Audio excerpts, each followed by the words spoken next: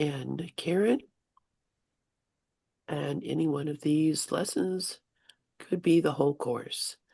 This mic is all yours. Okay, good morning, everybody. Thank you for being here. I'll just mention right up front that Karen won't be joining us this morning. She had a switch in her doctor's appointment, so she won't be here. And she won't be with McKinley tomorrow, Friday. But we're all here. We are one, and our purpose is healing. That's right. Heard that from John. Heard that from Ken Wapner this morning. He says, we all share the same purpose. What's the purpose? We're here to heal our mind. So, welcome to the class called any one of these 20 lessons is the entire course. And some of you know from last week, we were talking about the idea that I used to think it was from 181 to 200, and you have to read 10 paragraphs. And as it turns out, the last second, just as we were about to start, I already had asked Karen to, we were going to go back to lesson 181 and read 10 paragraphs. And it came to me, Holy Spirit said, Dove, go look at what it says. He didn't say go back and read 10 paragraphs. He says any one of these 20 lessons is the whole course. And each lesson is about 1, 2, or 3 sentences long. There's no big paragraphs. And we meditate and contemplate in it. And today we're on lesson 203. And 203 happens to be this wonderful lesson, which I use every single day. I use it this morning. Now, you don't use it by going to lesson 203 and reading it. What does it say? The name of God is my deliverance from every thought of evil and sin, because it's my own as well as his. This morning, I almost had a catastrophe here. I almost dumped a whole thing of waste and garbage on my living room floor. I heard myself shout, "Oh God!" I realized that I say that a lot. Just before we got here, I saw something happen on the internet, and I said, "Oh God!" We go to God for safety. We go to God for refuge. We go to God for shelter. It's our home. We want to go home. I've had enough of this living in fear stuff. So, the name of this group is not only any one of these 20 lessons is a whole course, but we look to do all 20 lessons in one contemplation. And what I mean by that is, I think we mentioned last week that we started with 181, and then we did 182, which is about going home. Let me be still and innocent and go home, which is exactly what we're talking about. We said, but it's okay to combine the two when you're in contemplation and meditation. So we came up with one other thought the Holy Spirit gave to me this past week. Not only are there 20 lessons in this book, any one of these 20 lessons is the whole course. There's actually 21. Is anyone aware of the 21st? Anyone? It's okay. I've always thought of this lesson. He says in the introduction to the textbook, he says, I can sum up this entire course for you in these few lines. He gives you 3 lines. That which is real can't be threatened. You're home. That which is unreal doesn't exist. You're dreaming. Herein lies the peace of God. He says this summed up the entire course. I've been commenting on those 3 lines since I've been leading groups. That was almost 50 years ago. Actually, it was 45 years ago. I started commenting on that. always kind of laughing and smiling and joking that imagine you read that and you say, that's the whole course? Really? And the ego says, no, that can't be the course. You gave me 1,300 pages. I got to keep reading. So not too many people pay attention to that three-liner that he says sums up the whole. So we add that now. Every time we do a contemplation, we're going to add the idea, what's real, perfect. What's unreal, you got to laugh. Herein lies the peace of God. That's home. That's the goal of this course, the peace of God, your home. So that's kind of like something new that we added this week. Karen and I were going to share it together, but we just shared it, and so now let's. And I just want to say to Zuma, that was a wonderful teaching, Zuma. Thank you so much. And I noticed where she ended her teaching is pretty much the same thing as what we're about to talk about. It comes from entering the ark. It's one of my, I think it's one of the most powerful paragraphs in the entire course. Starts on page 433 of the text. And it says, you may wonder how you can be at peace when while you're in time, there's so much that must be done. In other words, there's a lot of stuff going on.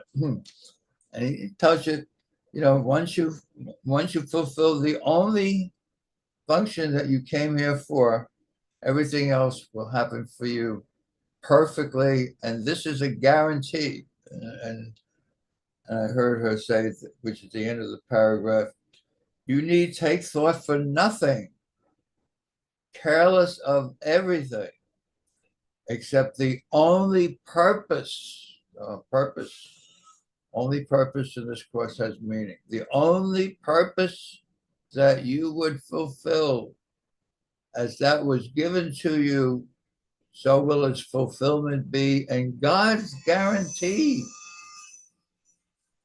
When did you ever think that God's going to give you a guarantee?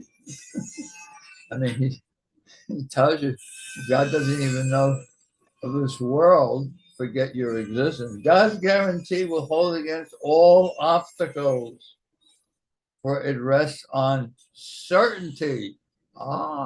Certainty. Not contingency. This, so,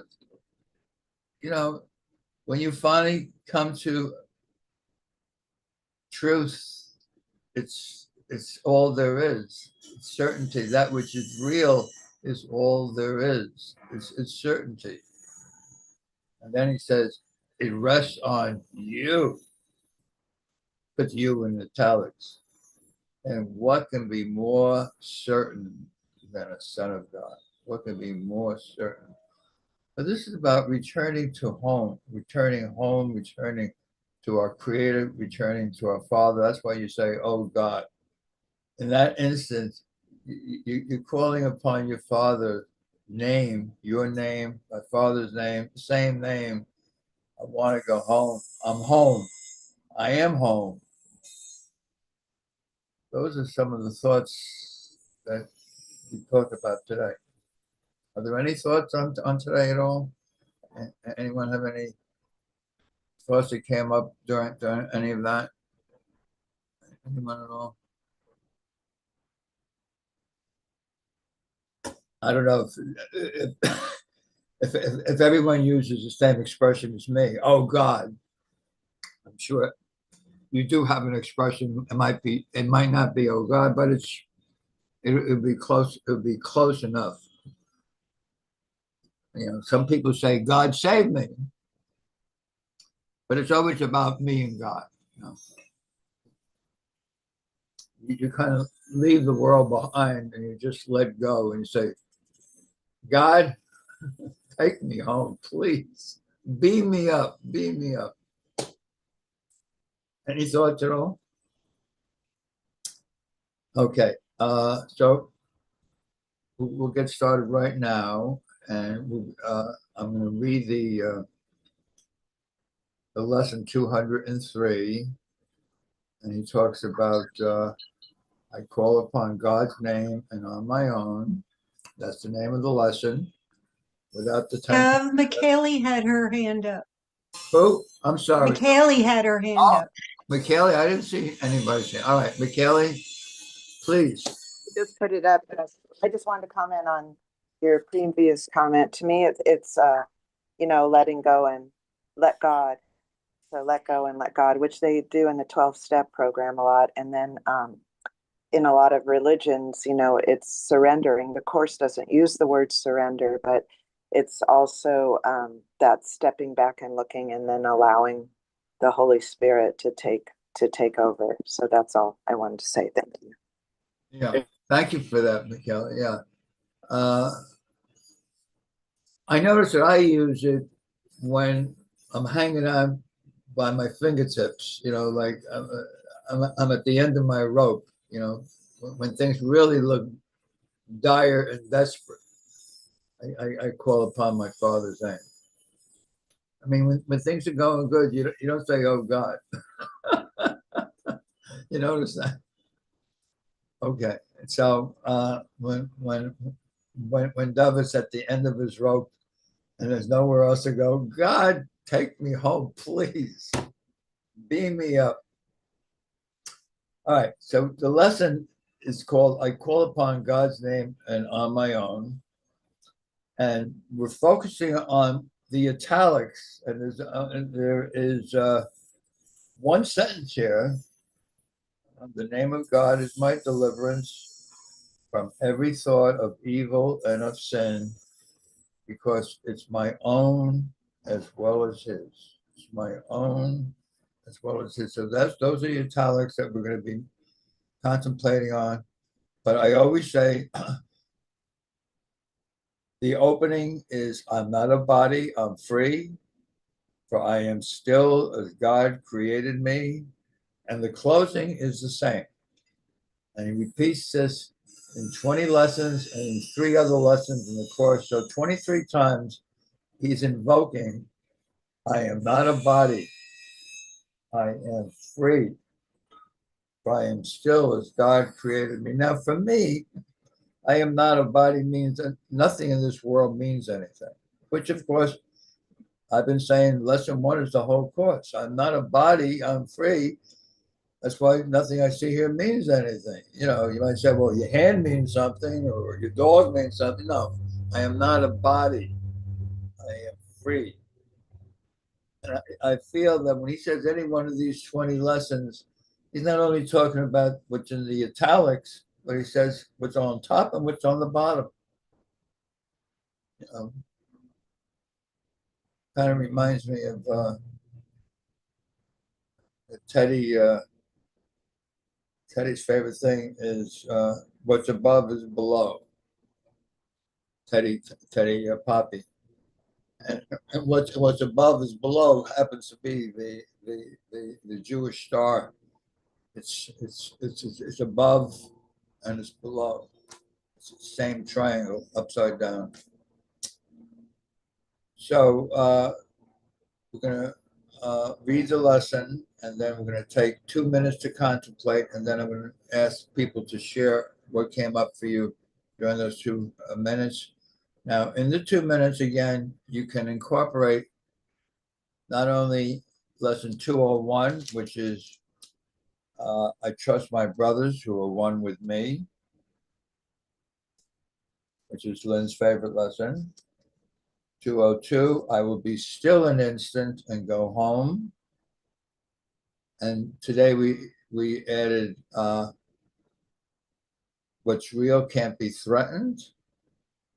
What's unreal doesn't exist. Herein lies the peace of God." So all of that go in your 2-minute contemplation, and you might say, only 2 minutes to contemplate all of that? It's amazing what awareness can do. Awareness is the mind of God. Awareness is the mind of God. And there's nothing that my holiness cannot do. There's nothing my innocence cannot do. Okay, so I'm going to start the reading now. Lesson 203. "I am not a body. I am free, for I am still as God created me. I call upon God's name and on my own. The name of God is my deliverance from every thought of evil and of sin, because it's my own as well as His. I'm not a body. I am free. For I am still as God created me. We take 2 minutes to contemplate on this.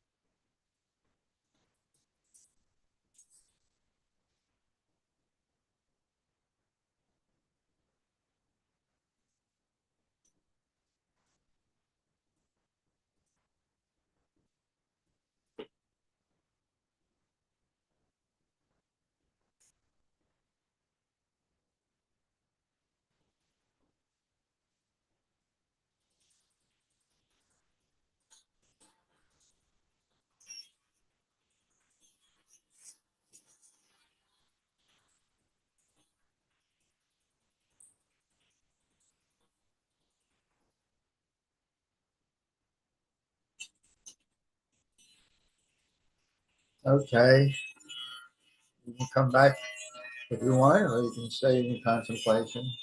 That's up to you.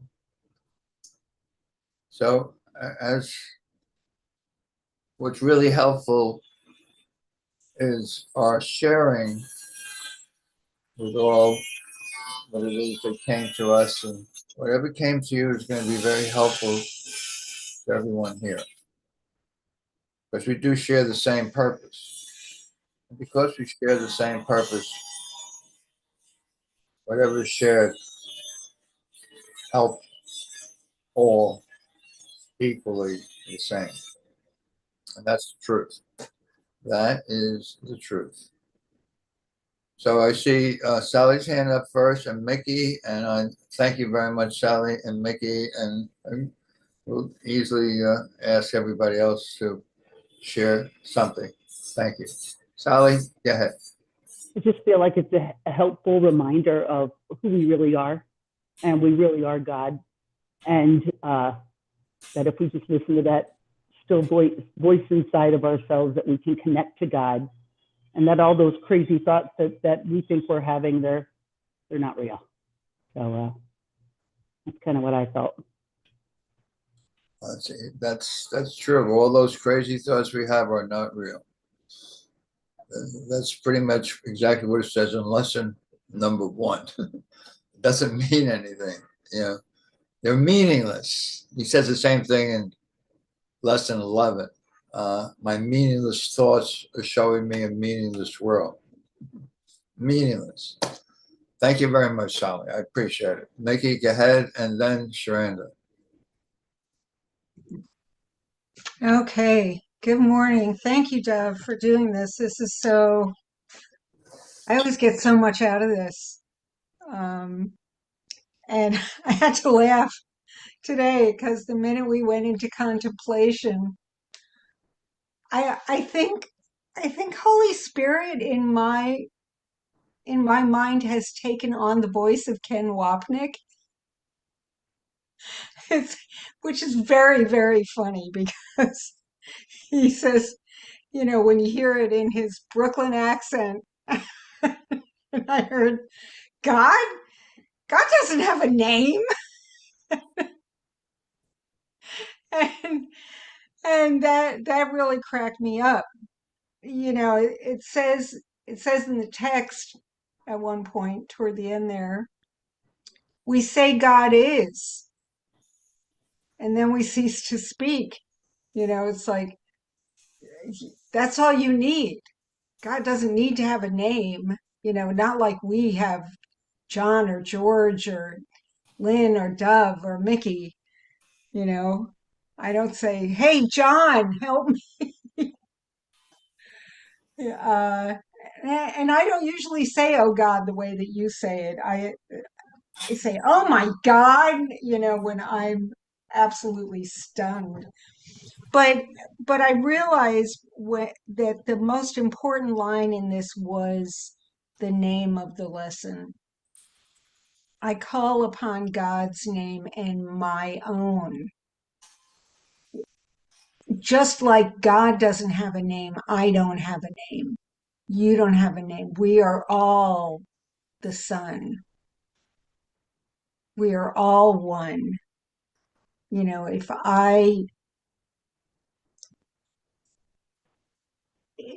I'm having a thought of evil and of sin, you know, the name of God is my deliverance, because the the isness of what God is, and then we cease to speak, is that name.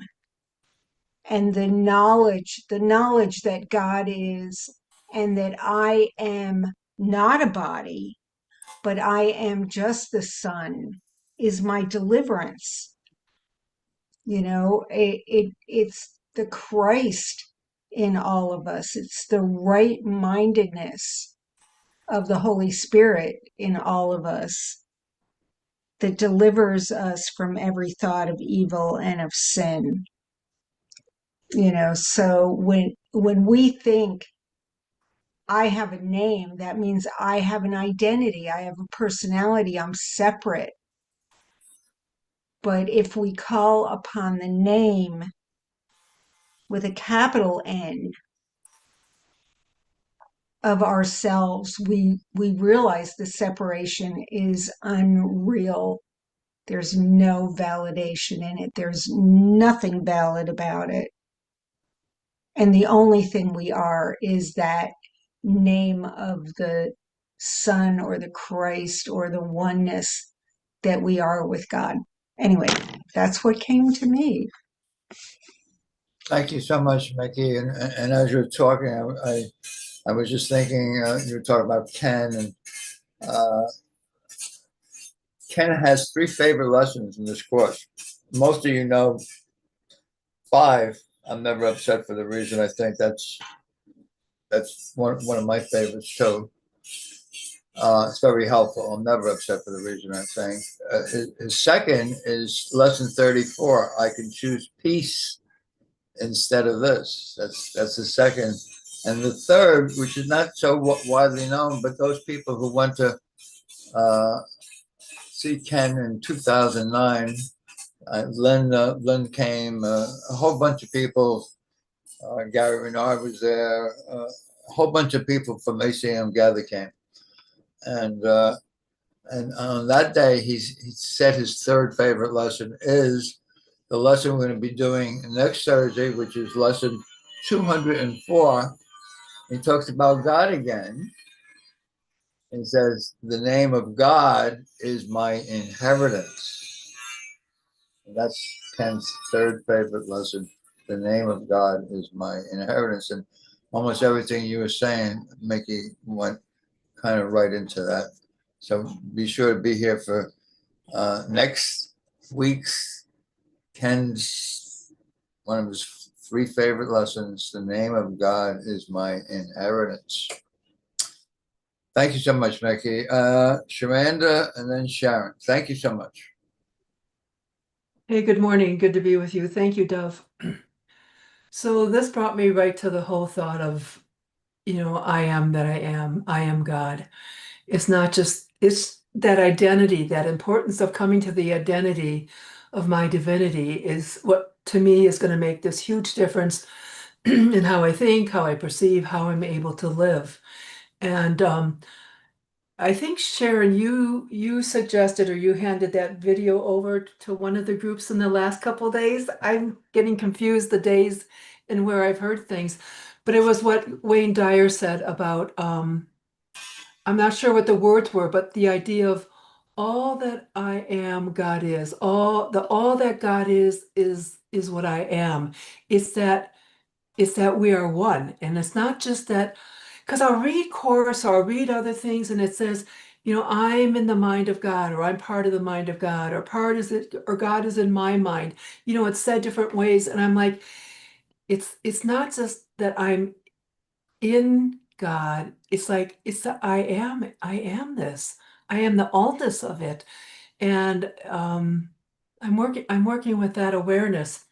This morning, as I was getting my coffee and stuff, I was reminded of lesson 10, which is so key to me. Just simply, my thoughts do not mean anything. All this is going on, all this that I see that I'm still giving meaning to and interpreting, my thoughts do not mean anything. And there's an italicized line in lesson 10 that says, this idea will help release me from all I now believe.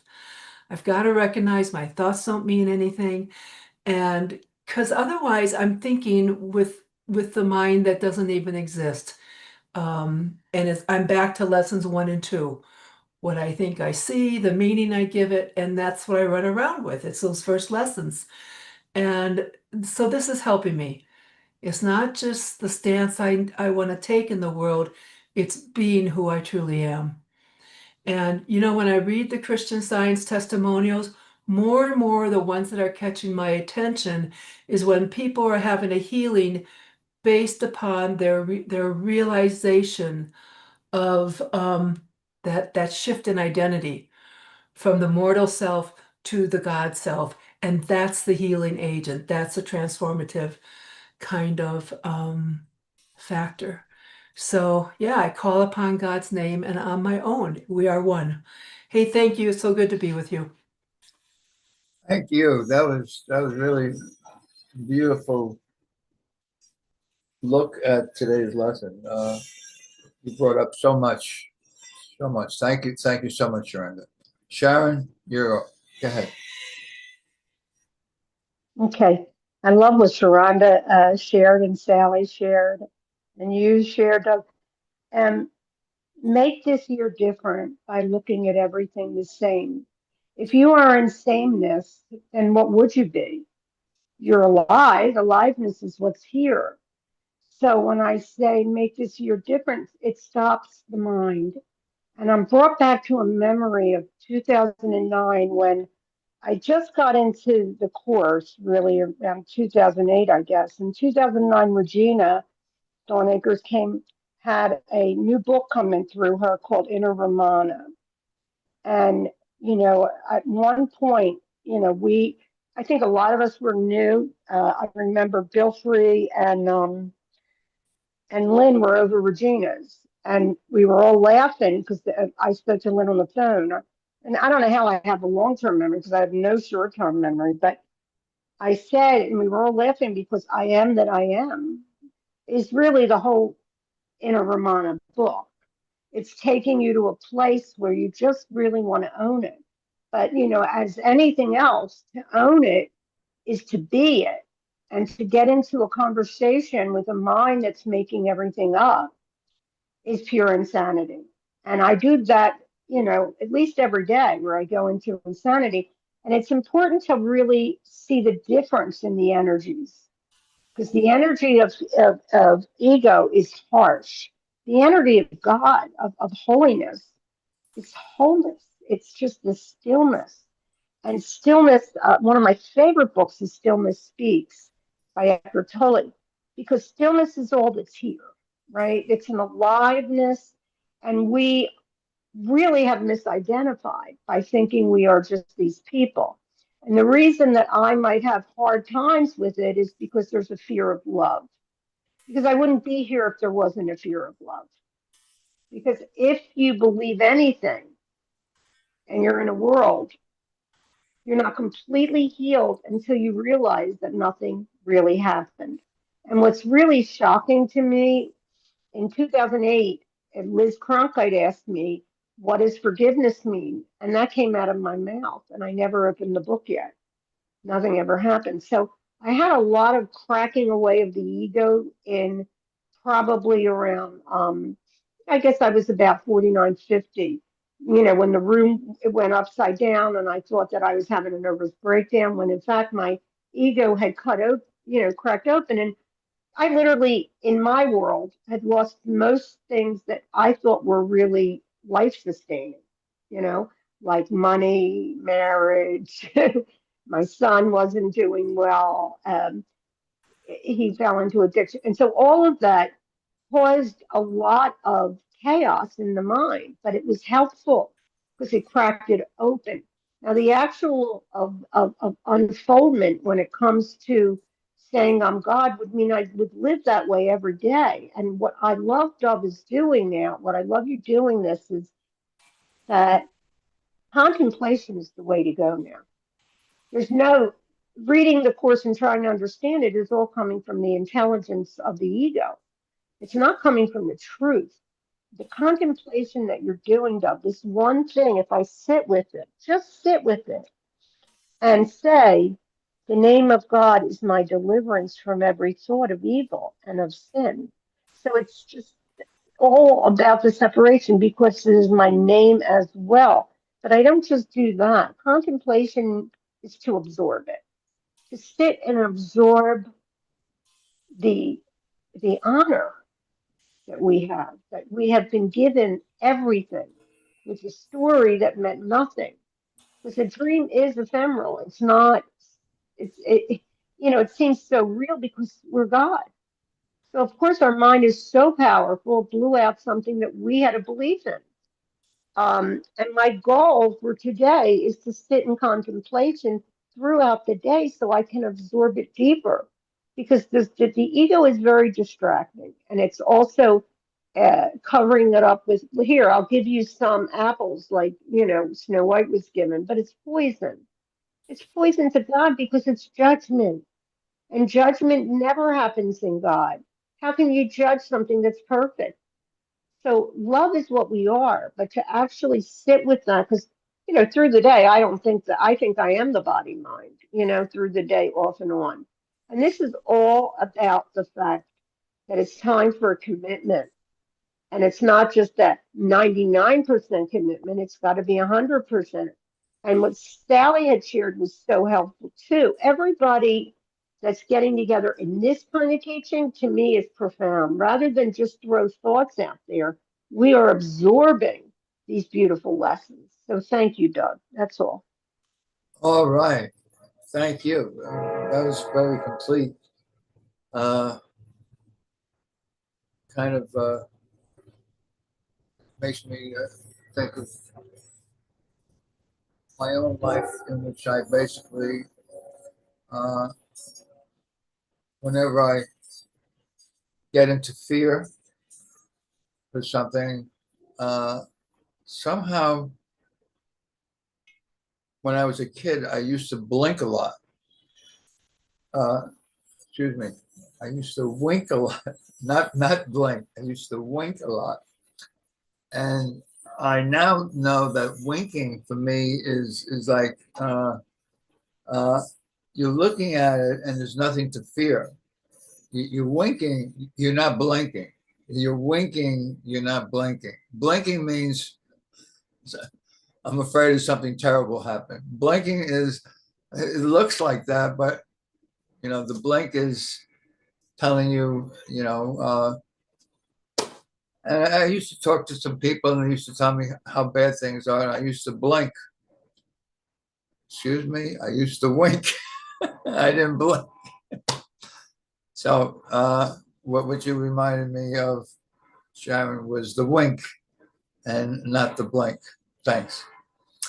All right. Is there anyone else that's wanting to share, willing to share? Remember, your sharing is so helpful to all. I mean, just like the people who've shared already, starting with Sally Everyone has been very helpful to all of us. Roma, your hand is up. Thank you. Cheryl Valentine, for those who remember her, wrote a book titled "Oh My God, It's Me." Oh my God, it's me. And I'm kind of echoing what Sharonda was saying, the fact that I'm not part of anything. I am it. I'm not part of it. I am the individualized expression of God. I'm it. Um, and it can be no other way, which is why attempting to look at something that I consider something outside of me as worthy of judgment. It's all me. It's still all me, and it's still all me. Ruth L. Miller, in her book, she's echoing Emma Curtis Hopkins. She writes, "I am my own understanding of God." Um, and in a song that I rewrote, it's all God. It's just all God. Eddie Watkins Jr. in his song, "All Is Well," he says, no, the name of the song is "I Am the Place Where God Shows Up." I am the place where God shows up. Wherever I am, God is, and it can be no other way. I am that. If God is all there is nothing to be excluded, not part of. It's just the isness. It just is, and I am. And I'm complete. That's beautiful. Short and very clear and very complete. Kind of reminds me of a story of the first woman who achieved $1 million selling insurance. She went home to home, but she didn't know anything about insurance. She didn't, but she needed a job. So she applied. He said, women don't do too well in this thing. She said, well, why not? Well, they have, fears, hang-ups. But it was a very holy guy that said this to her and says, listen, all you have to do just before you knock on someone's door, just before you come on their premises, this is what you got to say. Just say this to yourself. God is with me. Who could be against me? God goes with me wherever I go. Who could be against me? And that's what I heard you saying, Zoma. God is with me. God is with me. Yeah. She was the first woman to sell 1 million and went on to be super, super duper salesperson in the insurance industry. And that happened back in the 50s. That's a story told to me by, I can't think of his name, the first TV Sunday teleminister wrote the book. Can't even think of the name of the book now. Dove, you're doing a good job. Who's next? And anybody want to share? No.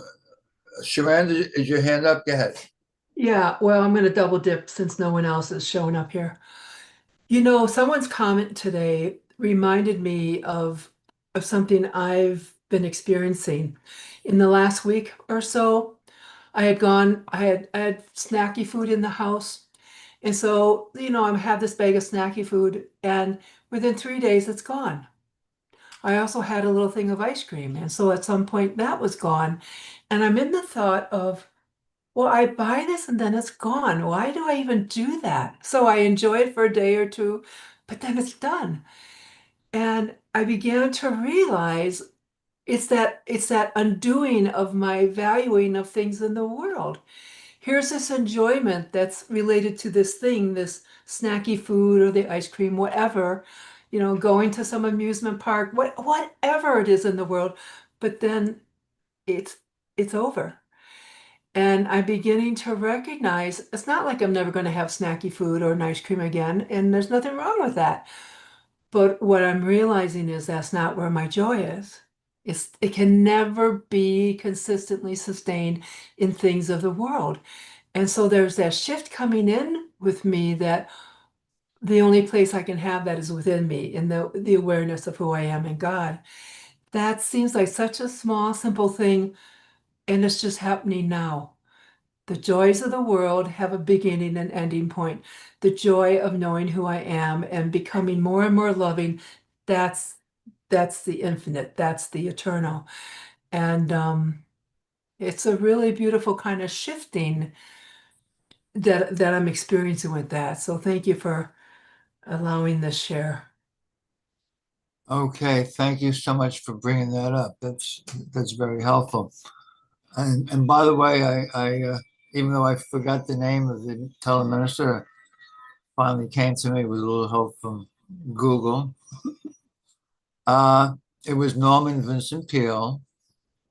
He told the story about the first woman who did $1 million in insurance, and he's also the writer of the book, The Power of Positive Thinking. Wow, the power of positive thinking. Yeah, that was like a Bible back in the 50s. And I didn't realize he wrote 3 other books. 2 of them have positive in it.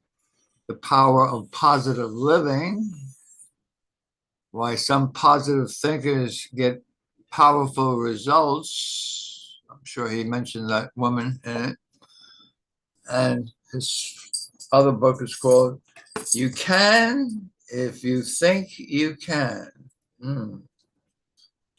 Sounds familiar. You can if you think you can. That pretty much goes along with what I get when I identify with the name of God. In this world, you're faced with form. Form meaning, people, ideas, buildings, mountains, oceans, and none of that really means anything. As Ken Wapnick says, never confuse form with content, which is another way of saying don't look at the form, look at the source. In this world, we look at the form. The form is out there, the source is over here. So Norman Vincent Peale, he didn't use the word source, but he says positive thinking, and that's what the love of God is. Love of God is powerful, positive thought. You might call it awareness. Nothing gets in its way, nothing separates. So when I identify with the name of God is my identity. I'm really identifying with something that has nothing to do with this world.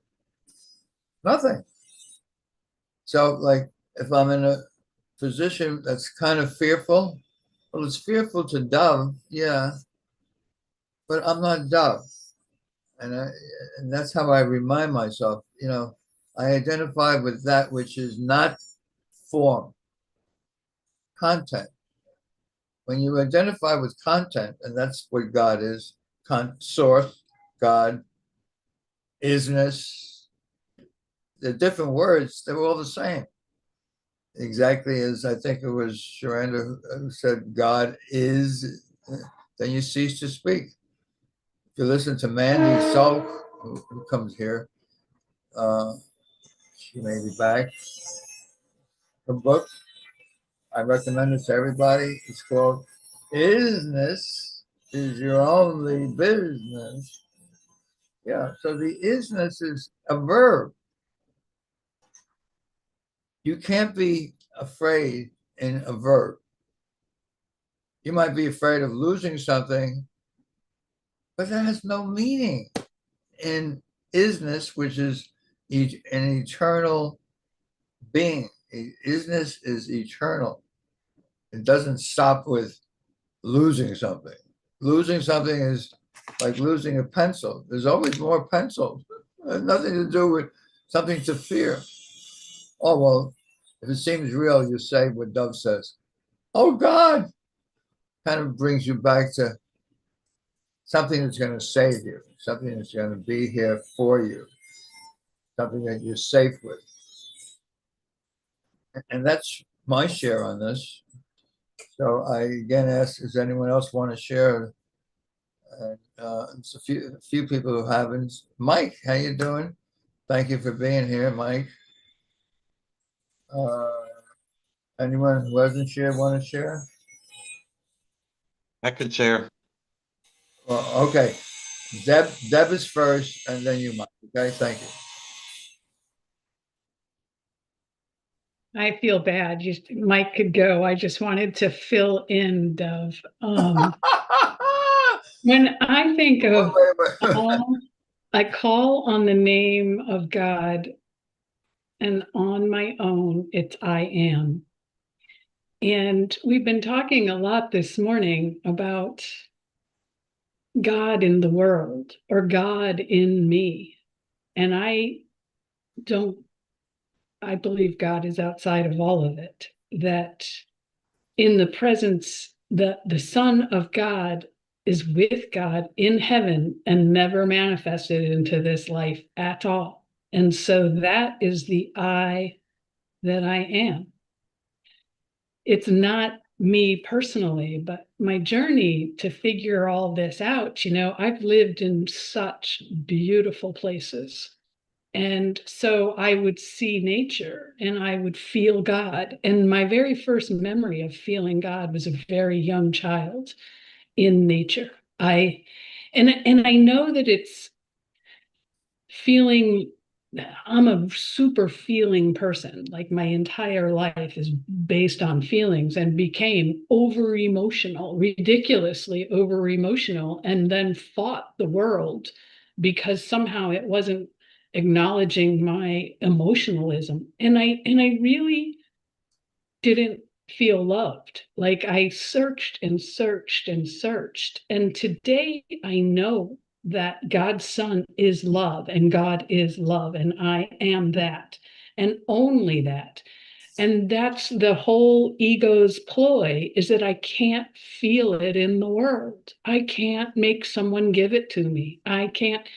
But my journey took me, to these, like I said, I had such beauty around me, such beautiful places. And I too have gone through the recovery process of the 12 steps. So it was like, if I'm good and I am only joyous and I am only loving, I will know this love, right? I will experience this love, but I couldn't. And then I started thinking I'm the one who can't love. I'm the one who's a problem, which is the ego. It can't. And what happened a couple of years ago was I kind of woke up that God being outside all of it, like it was like I was trying to be good for God, and God, or being happy for God, and God being outside all of it. It all came crashing down, where I was like, it didn't matter if I stopped drinking. It just, none of it matters. This is all the dream, all the illusion, all the efforting gets me nowhere. And I don't know exactly why I'm sharing, other than I wanted to reveal myself a little bit to your group and to admit who I am. And but the real who I am is God's Son with God in heaven. And someday I hope to forgive myself, because I feel like I was born in the kingdom with everything at my fingertips, and I just kept tossing it back, throwing it away, denying it to self over and over and over again. And I know this love thing is about loving with God's love. And it doesn't matter if I'm saying the F word or I'm smiling. It really doesn't. When I am truly loving with the love of God, it's okay. And anyway, that's all that I just wanted chime in a little bit. I'm so grateful to your little ACIM gather and all your books and I'm so teaching. happy you chimed in, really, truly. That was so beautiful and so helpful, really. You picked up on so much during your share. Thank you. Mike, your hand is up. Go ahead.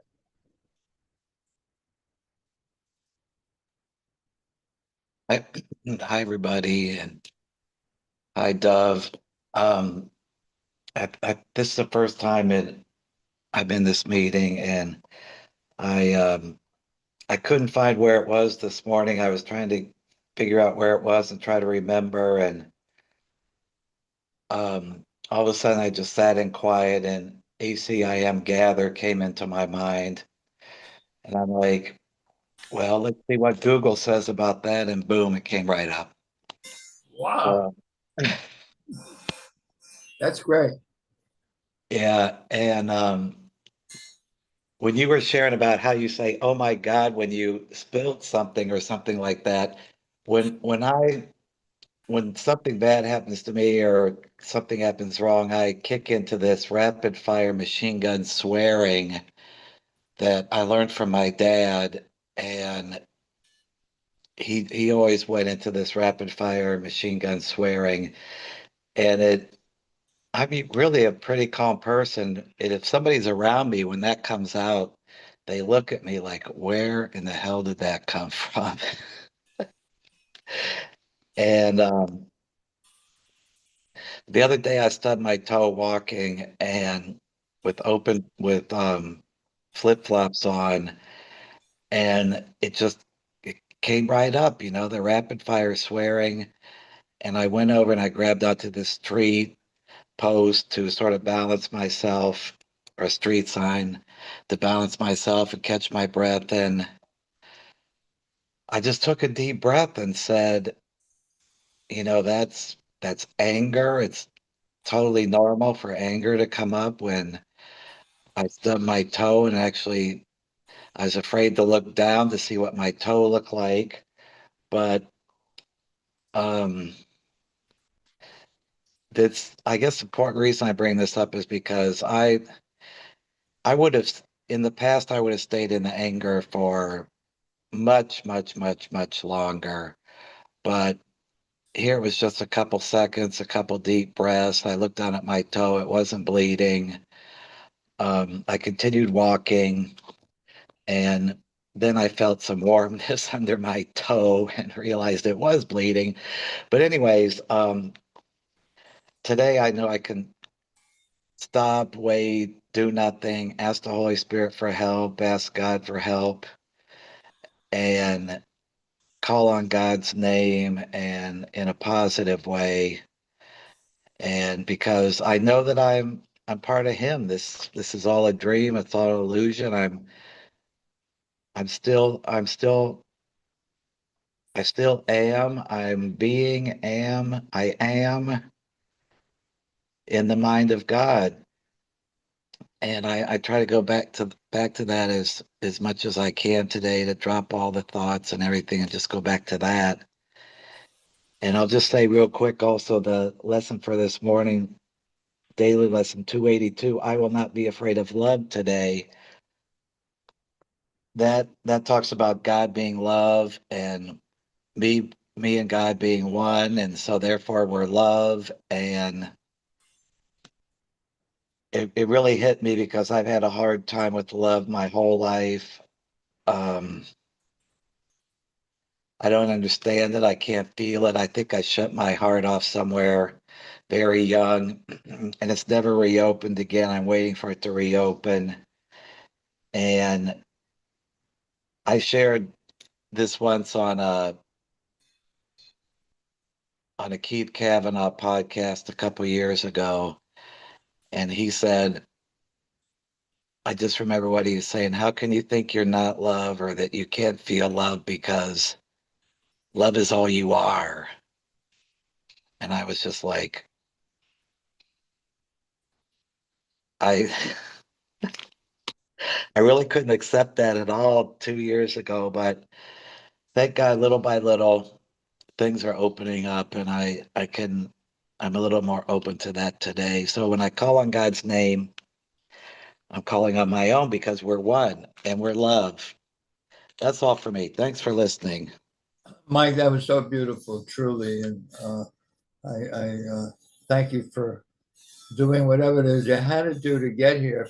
Even if you went to Google and got here, it only meant that you were meant to be here for sure. The Holy Spirit showed you the way. You said something that kind of reminded me of the idea of you mentioned you're afraid of love. You don't know why you're afraid of love, but that's in everybody's consciousness here. If you're in form, which is body, you have denied the love of God as one. It's not that you, Mike, or me, Dove, or anybody. We, as the oneness of the Son of God, deny the love of God. So it's an ancient primeval condition that we find ourselves in. Because we have denied the love of God, we have denied ourselves. That's why we're in the condition now. If you denied yourself, you you want to get out of it, but you're afraid. You live in fear because fear is the opposite of love. When you denied love, you went into the opposite of, you can call it fear if you want, you can call it anything you want. But if you think it's real, you're going to take it very seriously. And if you listen to Ken Wapnick, who was my teacher, Keith's teacher, you got to laugh. You know that you're healing when you start laughing. Now, I'm going to put up something that Laurie Coburn said earlier today when we were sharing early in the morning. This is what Laurie said. I put it up. She said, "You busted the ego when you start laughing." I love that. You busted the ego when you start laughing. And I had also put up this morning in the same group, same class, from Ken Wapnick. This looking without judgment in gentle laughter is the meaning of forgiveness. Linda, I see your hands up. Go ahead. Okay, I'm going to make it really quick. I made a commitment to share in this group, and I want to thank you. And I'm grateful for Thankful Thursdays. I'm trying to listen to as much of Thursday's presentations as I can because it's all beautiful. And I love your talking about the favorite lessons because last week's I Will Be Still an Instant and Go Home and 106 and 125 and my dearest teacher in the world who's gone now, Angela's Arian. I just love her expression of sitting in the sweet, sacred territory of silence. And that's where I will leave it today. Thank you. Thank you so much, Linda, for your willingness to share. It's so helpful and meaningful to be willing to share with your brothers and sisters on something that's helpful to all, truly. Anyone else want to share less call, you might say? We're back here again next week for lesson. Linda, is your hand still up or no? Oh, no. Okay. We're back here next week for lesson 204, which again is the name of God is my inheritance, Ken's third favorite lesson. And I looked at the 20 lessons, and 203 and 204 are the only time they put two lessons to serve the same purpose. And of course, the purpose is God. And if you're serving God, you're serving yourself. If you're serving God, you're serving yourself because God is ourself. God is one self, undivided, unconditional. There's no other self. So when you're serving God, you're serving yourself. I think that's it. Any last questions or comments? Always happy to hear. Oh, I just wanted to say everybody's sharing was just magnificent, so beautiful. And I love what Deb shared because I'm kind of the same kind of person. I'm highly emotional. And the truth is, we never left God. So we have to realize when our ego comes out, we're not that. So you just watch it. It's everything Keith always says. You're not those thoughts.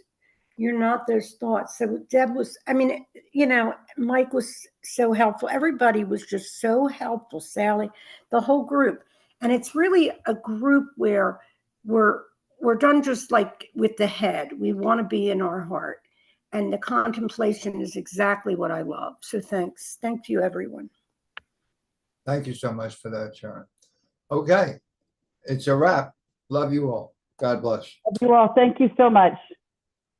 Thank you all so much. What a wonderful hour this has been. I'm going to go ahead and stop the YouTube. And of course, please, if you enjoyed this, please subscribe and click the like if you're on YouTube. There'll be many more wonderful programs for us all.